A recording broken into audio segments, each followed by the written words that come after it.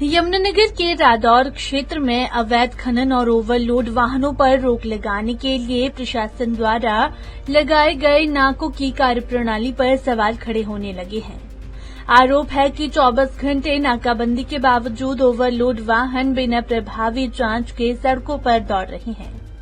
इस मामले को लेकर हाईकोर्ट में जनहित याचिका दायर करने वाले हरियाणा एंटी करप्शन सोसाइटी के प्रदेश अध्यक्ष अधिवक्ता वर्याम ने प्रशासनिक अधिकारियों पर गंभीर आरोप लगाए हैं।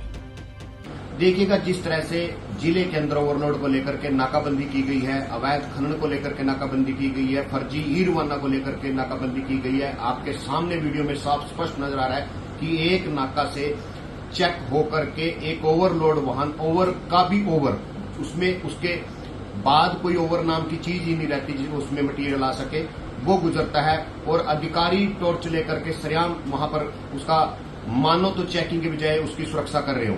ये बड़ा सवालिया निशान है।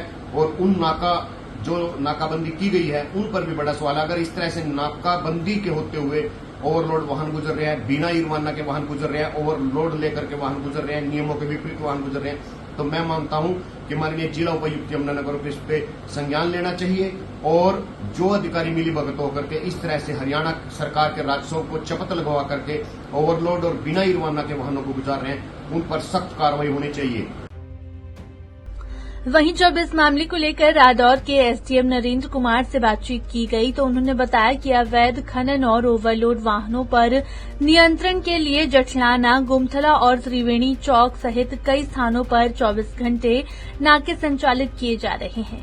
उन्होंने कहा कि हाल ही में कुछ शिकायतें चेकिंग में ढिलाई को लेकर प्राप्त हुई थी, जिन्हें गंभीरता से लिया गया है। जी, हमारे देखिए 3 नाके हैं रादौर में, जठलाना, गुमथला और त्रिवेणी पे। तो जैसे हमारे हर नाके पे लगभग एक ग्राम सचिव, जेई, सिविल अथॉरिटी के हैं एम्प्लॉई और दूसरे हमारे पास होमगार्ड या एसपीओ। तो दिन रात 24 घंटे उनकी ड्यूटी लगाई हुई है। बट पिछले 1-2 दिन में ये शिकायतें आई थी कि रात के टाइम पे या अर्ली मॉर्निंग के टाइम पे व्हीकल्स की चेकिंग नहीं की जा रही है। तो वो हमने अब मोबाइल ऐप है जो हमारी, उससे हमने डिटेल्स निकलवाई हैं और उसमें देखा है कि किस दिन कौन एम्प्लॉय है जो रात में चेकिंग नहीं कर रहा है, दिन में चेकिंग नहीं कर रहा है, या जस्ट अपनी अटेंडेंस लगा के कुछ देर के लिए चले जाते हैं इधर उधर अपने ऑफिशियल काम के लिए, अपने पर्सनल काम के लिए। तो ऐसी हमने पूरी डिटेल्स उसमें निकाली है और जो भी इसमें एम्प्लॉय ऐसे होंगे जिसकी लापरवाही सामने आती है तो उस पर नियमानुसार कड़ी कार्रवाई की जाएगी। फिलहाल प्रशासन ने नाकों पर तैनात कर्मचारियों और अधिकारियों की ड्यूटी तथा उपस्थिति की जांच कराने की बात की है। अब देखना होगा कि जांच के बाद क्या कार्रवाई होती है और क्या प्रशासन अवैध खनन और ओवरलोड वाहनों पर प्रभावी अंकुश लगाने में सफल होता है या नहीं।